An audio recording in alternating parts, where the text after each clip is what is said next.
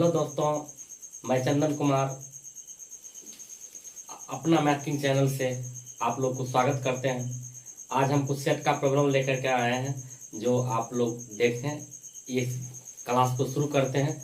Math एक ऐसा चीज़ है जो किसी भी व्यक्ति को आराम से मंजिल तक ले जा सकता है, जिसमें किसी बात का परेशानी नहीं है। यदि आप लोग हमारे चैनल के माध्यम से आप हर एक कंटेंट को आसानी से सीख सकते हैं। कुछ हम इस प्रॉब्लम को बनाने के लिए कुछ सेट का सवाल आप लोग के सामने पेश करते हैं, जो सेट एनटीपीसी में पूछा गया एक क्वेश्चन है। तो आइए साथियों, हम देखें एनटीपीसी में पूछा हुआ क्वेश्चन।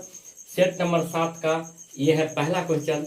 पहला क्वेश्चन कह रहा है, एक नंबर में आप लोग के सामने स्क्रीन पे आ रहा होगा, वो है एक नंबर क्वेश्चन है 250 का 27% माइनस 1000 का 0.02%। यही है दोस्तों सवाल। इस सवाल को हमको करना है।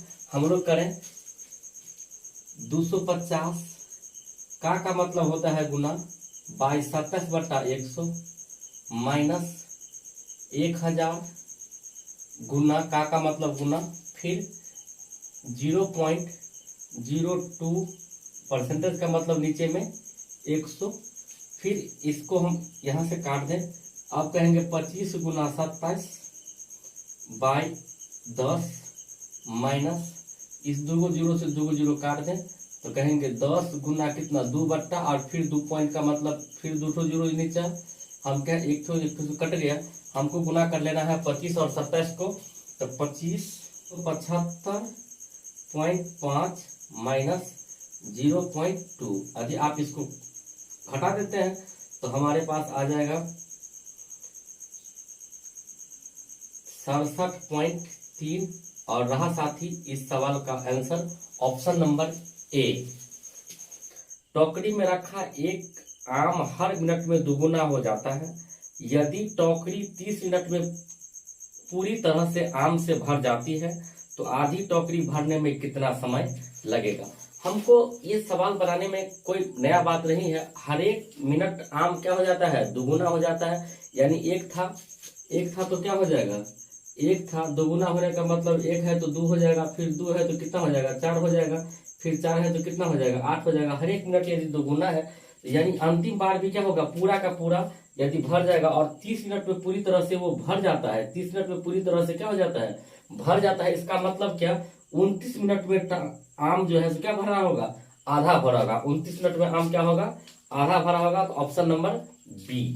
3 नंबर क्वेश्चन कर रहे हैं 5000 के 10% वार्षिक ब्याज की दर से 3 वर्ष में साधारण ब्याज और चक्रवृद्धि ब्याज का अंतर क्या होगा।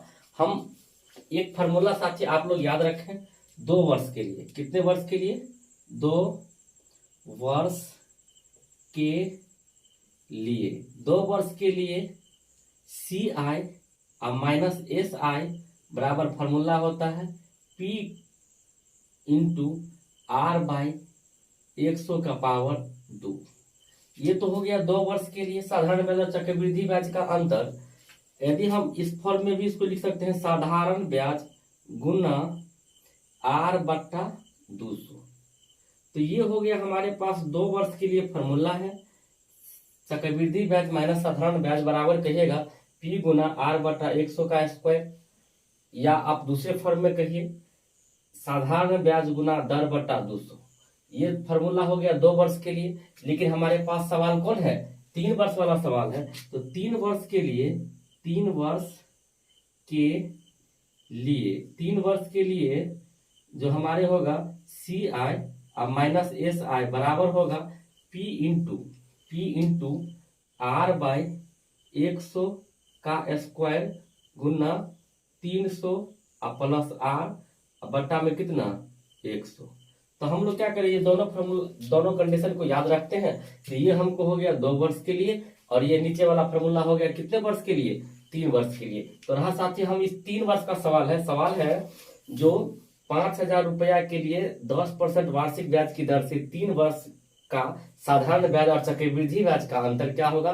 तो आइए साथियों हम नीचे वाले फार्मूला से नीचे वाले सवाल को आसानी से करेंगे।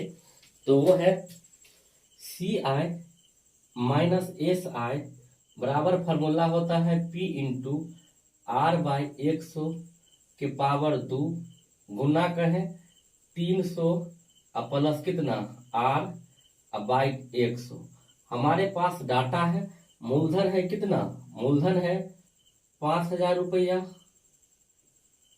रेट है, रेट कितना देख रहे हैं 10%, और टाइम दे रखा है कितना 3 वर्ष।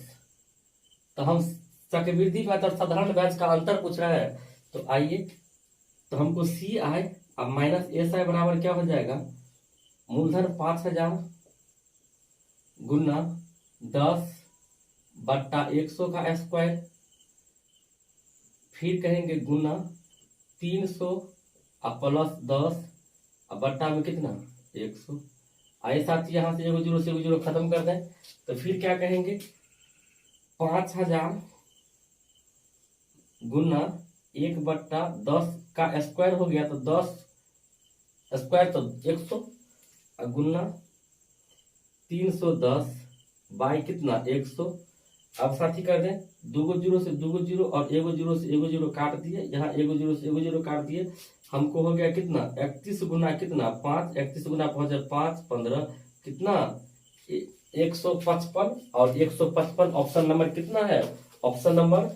फिर है अगला सवाल, यदि दो संख्याओं का अनुपात 3:5 है तो उनका एलसीएम 120 हो तो वे संख्या निम्न में से कौन है। ये सवाल नंबर 4 हमको कह रहा है कि दो संख्या का अनुपात दे रखा है, हम लोग कहेंगे पहली संख्या और दूसरी संख्या मान लेंगे। 4 नंबर क्वेश्चन में है पहली संख्या और दूसरी संख्या मान लिए तो 3 और 5 के रूप में है, ठीक है। हमारे पास डाटा है एलसीएम कितना है 120, एलसीएम है 120। तो हम लोग सबसे पहले ये अनुपात है इसको कांस्टेंट कर देते हैं, तब हमको क्या हो जाएगा संख्या मिल जाएगा। तो हम इसको कहेंगे कितना 3K और इसको कहेंगे 5K।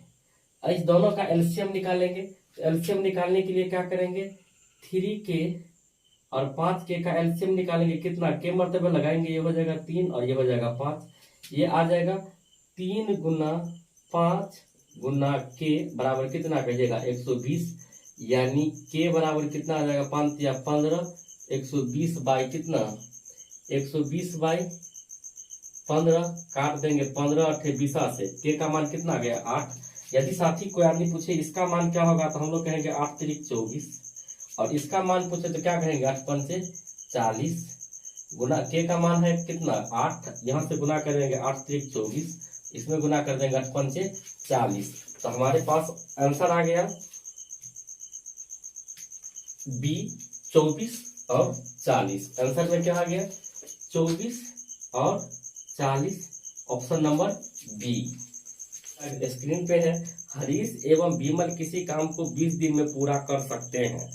15 दिन तक दोनों ने एक साथ काम किया, इसके बाद विमल ने काम छोड़ दिया। शेष काम को हरीश अकेला 10 दिन में पूरा कर लेता है, तो हरीश इस काम को पूरा करने में कितना समय लेगा। आइए साथी, हमारे पास है हरीश और विमल इस काम को कितना दिन में कर देता है 20 दिन में। तो हम लोग लिखेंगे 5 नंबर क्वेश्चन में हरीश और विमल इस काम को कितना दिन में कर देता है, हरीश और विमल इस काम को 20 दिन में कर देता है 20 दिन। फिर हमको कह रहा है 15 दिन तक दोनों ने एक साथ काम किया, इसके बाद विमल ने काम छोड़ दिया।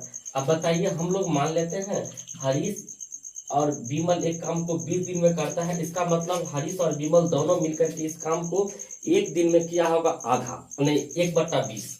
कितना किया होगा 1/20।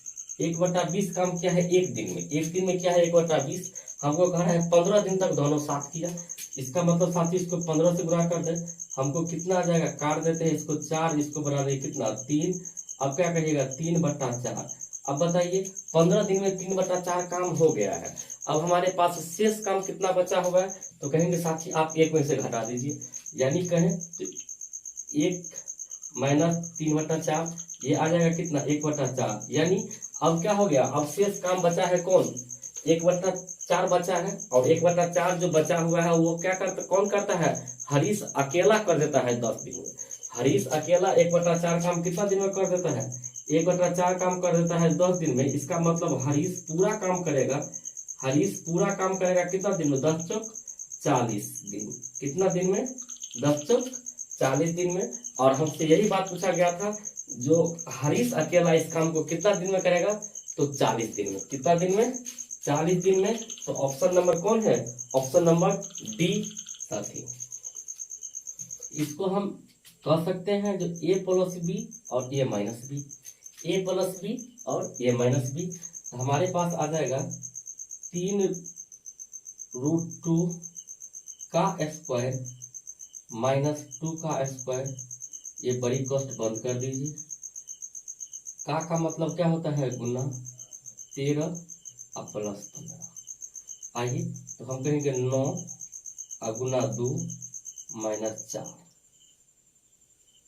गुना का 13 और प्लस 15। ठीक है, तो हम लोग के 18 में से 4 गया तो 14, 18 में से 4 गया, 9 2 18 में से 4 गया कितना, 14 गुना 13, 14 गुना 13 और प्लस कितना 15। तो ये हो जाएगा कितना, 13 और 14 को गुना कर लीजिए, 13 गुना 14, 14 42, 4 1 कितना हो जाएगा, 2 8 और 1 182 और प्लस कितना 15। हमारे पास साथी आ जाएगा 197, और 197 इस सवाल का आंसर है।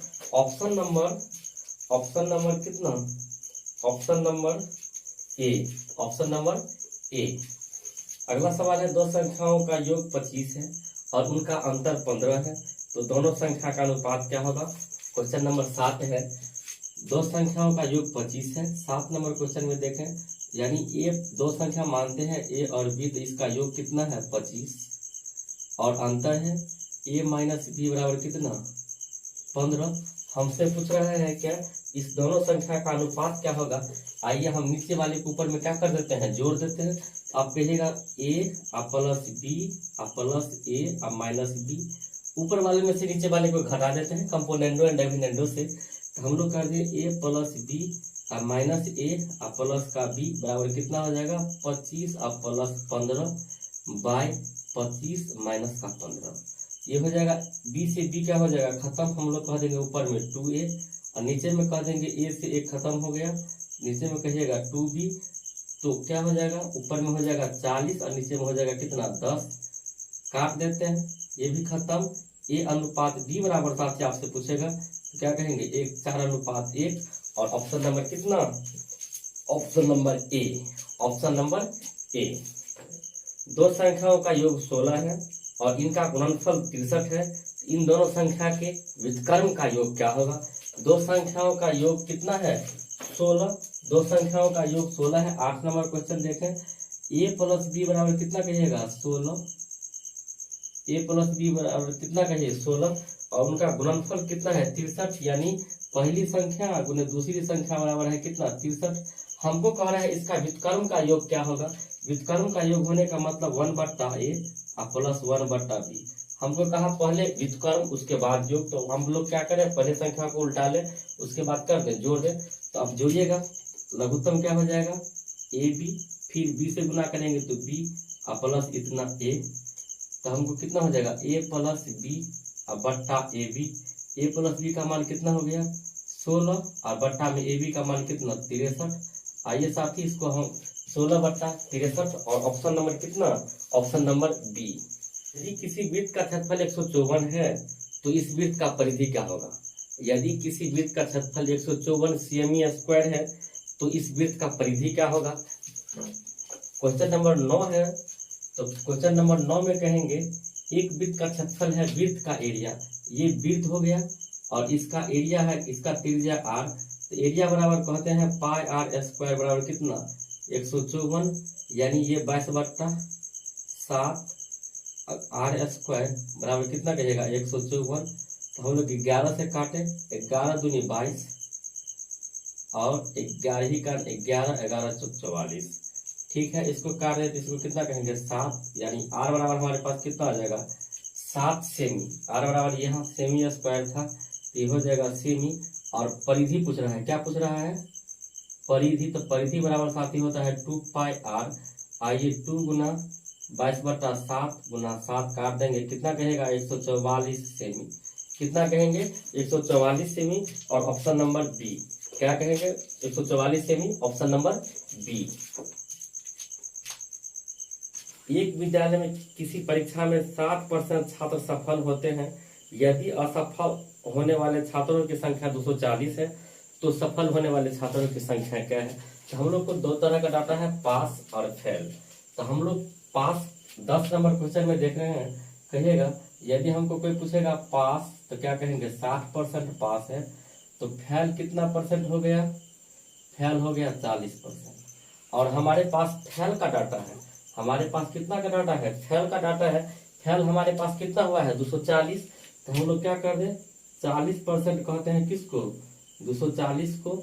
यदि इसको काट दे साथी तो 0 से 0 खत्म ये, तो हम लोग कहेंगे 1% का मान हो गया कितना 6 चौक 24, 6 1% का मान कितना हो गया 6। यदि कोई आदमी हमसे पूछे कुल विद्यार्थी कितना था तो 100% का मान कह देंगे। यदि हमसे कोई पूछा है पास प्रतिशत, पास की संख्या, पास की संख्या के लिए तो हमको कितना परसेंट का मान कहना है 60% का। 60% बनाने के लिए क्या करेंगे सर 60 से गुना कर दे, 6 गुना 60 बराबर कितना कहिएगा 360। और यही इस सवाल का आंसर है, option number A. Option number कितना कहिएगा ए। संख्या को छोटी संख्या से भाग देने पर भागफल 6 और शेषफल 5 प्राप्त होता है। यदि दोनों संख्या के बीच का अंतर 1540 है तो छोटी संख्या क्या है। छोटी संख्या क्या है, हमको कहा क्या जो कि बड़ी संख्या को छोटी संख्या से क्या करते हैं भाग देते हैं। यानी आप b को भाग देते हैं किस से, b से भाग देते हैं a में, तो भागफल हमको कितना आता है 6 और शेषफल कितना आता है 5। भागफल आता है कितना 6 और शेषफल कितना प्राप्त होता है 5। तो हमको कोई आदमी पूछे तो हम लोग क्या कहिएगा भाजक गुने भागफल और जोड़ का शेष, यानी a बराबर आप क्या कहिए 6b और प्लस कितना 5, यानी संख्या बराबर होता है भाजक गुने भागफल और जोड़ शेष। ठीक है, और हमको दूसरे लाइन में कहा है इस दोनों का अंतर कितना है 1540, यानी a माइनस b बराबर कितना है 1540। तो इसे हम साथी कहें, हमको तो a बराबर 6b माइनस प्लस 5 है, तो हम क्या कर देते हैं ये डाटा इसमें रख देते हैं। तो क्या कहेंगे 6b और प्लस 5 और माइनस b बराबर कितना कहेगा 1540। ये हो गया 6b में से एक b घट गया तो क्या कहेंगे 5b बराबर कितना, इस साइड जाएगा तो घट जाएगा 1540 और माइनस कितना 5, यानी 5b बराबर कितना कहेगा 1535। और 1535 को 5b बराबर 1535, तो b बराबर कहें 1535 और बट्टा में कितना 5 काट दीजिए, कितना हो जाएगा 5 तिया 15 और 7 5 35। और छोटी संख्या हमसे पूछा, हम मान करके चले थे छोटी संख्या b कितना है b 307। और ऑप्शन नंबर कितना, ऑप्शन नंबर ये रहा साथी बी, ऑप्शन नंबर डी। दो समरूप त्रिभुज पी क्यू आर और एक्स वाई जेड का परिमाप 48 और 24 है। तो हमको एक्स वाई बराबर 12 है, तो पी क्यू की लंबाई क्या होगी। तो आइए हमारे पास दो समरूप त्रिभुज है, 12 नंबर क्वेश्चन। दो समरूप त्रिभुज है, एगो पी क्यू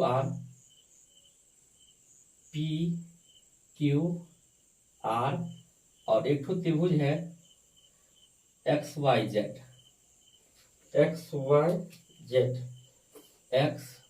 वाई और जेड।